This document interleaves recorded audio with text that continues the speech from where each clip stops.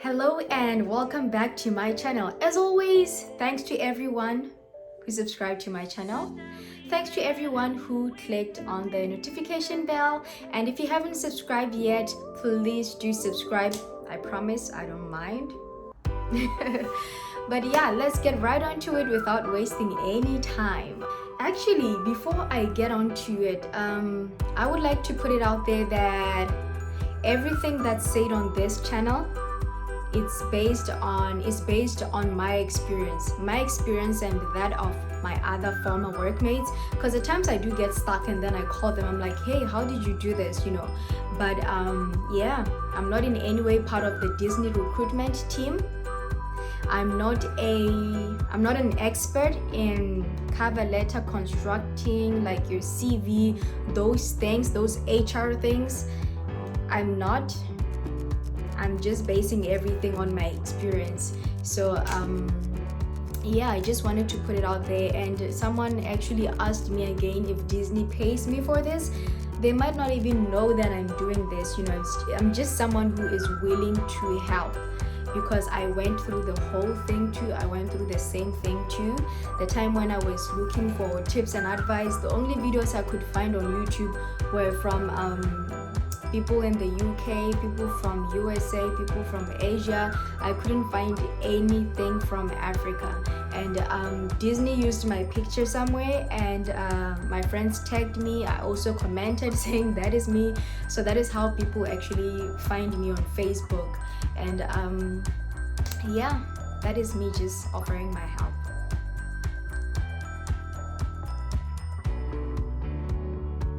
So I received quite a number of messages on Facebook this past week, people asking, how do I go about this? How do I sign up? Who do I email? The good thing is you don't need to look for anyone's email, because there's a portal where you can actually sign up so that you can apply for the program. And also if you have LinkedIn, you can use that and yeah, to sign up.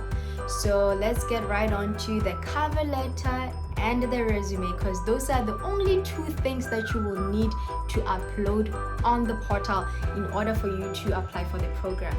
So one of my recruiter friends, not a recruiter for Disney, but one of my recruiter friends told me, when they first pick up someone else's CV or resume or whatever you might call it, they can either start at the top or at the bottom, or even just browse through it, and they look for the most interesting things. So the best thing that you can do to start off with, make sure your resume, make sure your CV is short. You do not want to have 4 pages of a CV. Even if you've done like all the volunteer work in the world, even if you have gone through all the schools, just make sure to keep it short and straight to the point. The other most important thing, make sure you look at the job responsibilities. Go to the job post and look for the responsibilities. The responsibilities will help you to know what to put here and what not to put in your CV. The other most important thing is to avoid gaps. Avoid gaps. I know, yes, there are situations where you spend like 6 months without doing anything, no work, no job, no work, no school, but try to think of situations where you were volunteering.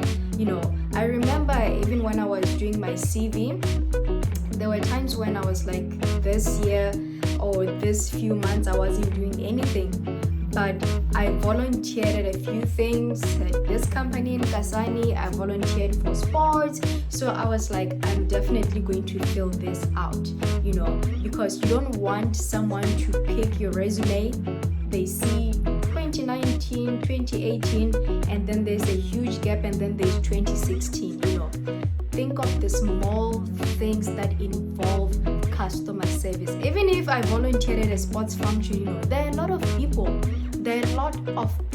at a sports function, and you definitely need to serve them. So that is how then I was like, I'm actually going to put this here, but make sure you know the right keywords. What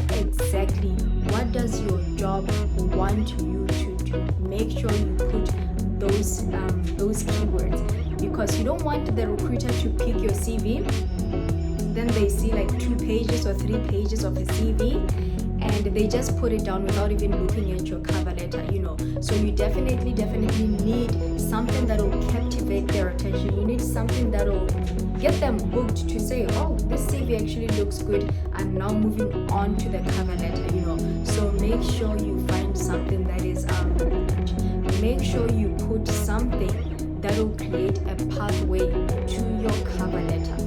Make sure you create a pathway to your cover letter. Last but not least, pertaining to the CV, make sure you check your spelling and your punctuation marks. There are people out there who are very particular, and the moment they look at your CV, then they see an exclamation mark instead of a full stop, instead of a comma, then they will be like, if you cannot notice small things like this, then how are you going to notice that you have a kid right in front of you who is sad and they need you to brighten their day? So make sure you check those small things. Make sure you check the spelling. If it means sending it to like 5-10 friends, then do so. If it means copying and pasting it on Google to check your grammar and your spelling, please do so. You do not want to turn off an HR person. You do not want to turn off a recruiter. You want to make sure that once they look at your CV, then they will definitely be interested in looking at your cover letter. Keep them engaged, to keep them hooked to your work. Educational background, your job experiences, make sure you keep everything simple and straight to the point. On your CV, you do not need to explain anything. You just need to put down whatever it is that you did, whatever it is that you're doing, whatever that makes you the right person for the job. So make sure you look at those small things. Spelling and punctuation marks, they can make or break a person. So make sure you look at those and address them. Now let's move on to my most favorite part of any job application, the cover letter. The cover letter. My friends know I always stress the cover letter. The cover letter is your key to an interview. Your CV is just a pathway, but once you get to the door, you need your cover letter, because your interviewer, your recruiter is at the other side of the door. Now, just like a CV, your cover letter needs to be short and simple and straight to the point. You do not need a 4-page motivational letter for you to convince someone that I'm good at this. And again, make sure you respect your recruiter. Introduce yourself. Do not write like I'm from this home village, blah blah blah. You can keep that, yes, if you know it's going to benefit you. You can write that if you know it's going to benefit you. But those are some of the details that you've already written in your CV. So now this is the time to expand what's already in the CV. If you're going to put your home village, your hometown in your introduction, then you need to know why. You need to have a story to back it up. You don't need to write each and everything, because you've already told the recruiter who you are, your date of birth, where you were born, blah blah blah, all those things. You have already told them in your CV. Now it's time to expand everything in your cover letter. If you're going to tell them about your home village now in the introduction, make sure you know why. Make sure you know why you're telling them about that. If you told the recruiter that I actually volunteered at a sports function, that thing will still stay in their mind. Like, I'm talking about a cultural exchange program here, and you're telling me about sports. So they will need to know why you're telling them about sports. Oh, I'm actually telling you about sports because there were different countries that came to the function, that came to the event. There were people from Namibia, there were people from Nigeria, there were people from all over the world. Others were speaking French, others were speaking their own native languages, and there was a language barrier, and we had to use this. This is how we found common ground. So they need to know why you told them about a sports function. And that actually shows them that that cultural exchange aspect. That is how you show them that, oh, I actually know a lot about language barriers and how to get over that, so stuff like that. The other thing, if you told the recruiter that right now I am selling Herbalife products, they need to know, like, this is a cultural exchange program. Why are you telling me about Herbalife? Oh, I'm actually telling you about Herbalife because I sell to different people, and I found that I actually only put Herbalife in my protein shake, and that's just it. Like, that's the only thing that I do. But I got to learn from other people that you can actually bake with it, you can actually do this with it, you can actually do that with it. So that is how then I realized, like, oh, we actually do almost the same thing. We use the same thing, but we do different things, and they taught me that. So you need to know why you told the recruiter something on your CV. You need to know why. You need to address the why part of things that you put on your CV. Oh, I actually did IT, or I actually did construction, and but I'm applying for this program. Why are you telling me that?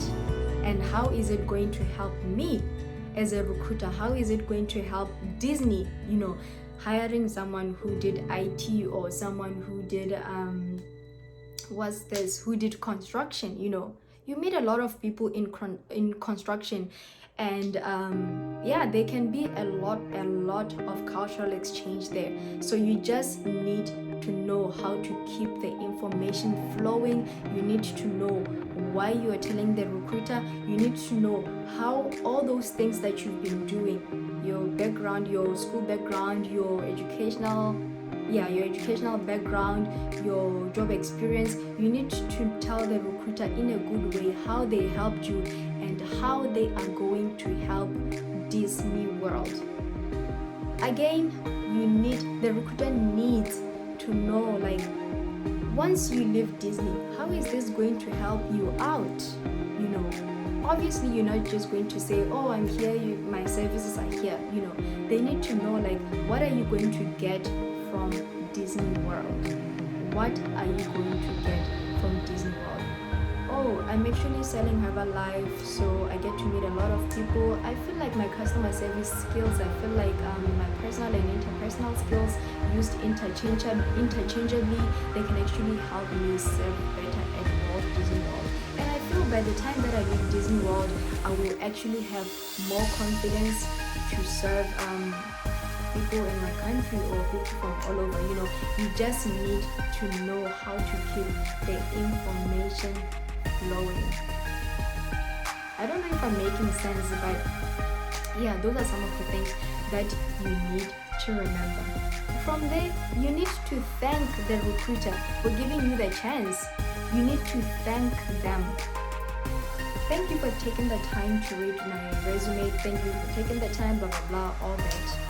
If you need any more clarification about this, here's my number, here's my email. But then again, they already have your email, But yeah, just something.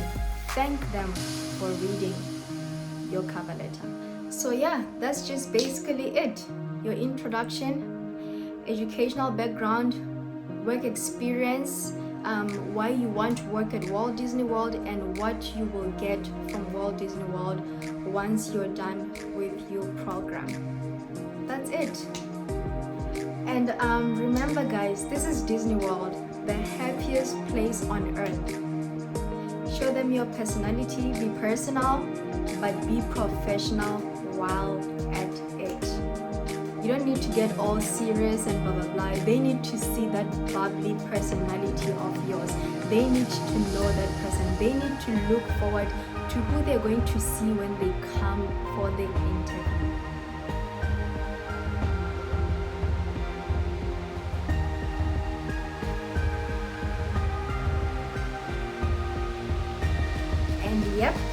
me right. They actually fly from the United States to Botswana, Namibia, Zimbabwe, Zambia, South Africa, all those countries, Asia, the UK, to conduct interviews, face-to-face interviews, except for this past month where they had virtual interviews, video interviews, because of the coronavirus and everything. So they were not able to fly to those places, so they conducted a Blue Jeans interview. But hopefully once everything cools down, they're going to continue with those interviews. And trust me, those are the most fun interviews ever. This is where now you get to be bubbly. This is where you get to show English. This is where you get to show the recruiter who you are. This is where you get to show them, like, oh, I actually worked at a resort and I helped this other kid and blah blah blah, oh, I actually volunteered at SOS and I helped these other kids. I enjoy working with kids. You need to show them, like I said, be personal. You need to show them that you really enjoy it. Don't just be there and like, oh yeah, I actually volunteered at SOS and I really enjoyed working with kids. They need to see your personality and how well it fits with the Disney world. They need to see how your personality fits with the Disney world. Oh yeah, actually working as a Herbalife distributor is actually a good thing. They need to know that it's a good thing that's working for you.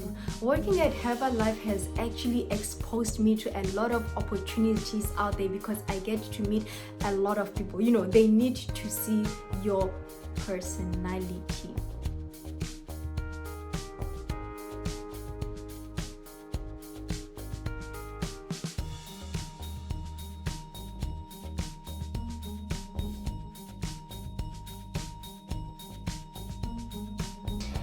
And that's it from me today. Thank you for tuning in. If you haven't subscribed yet, please do subscribe. Make sure to tap the notifications bell so that you do not miss any video from me. And I guess I will see you guys on Sunday when I'll be discussing the roles that you can apply for when you apply to the Sub-Saharan Africa program.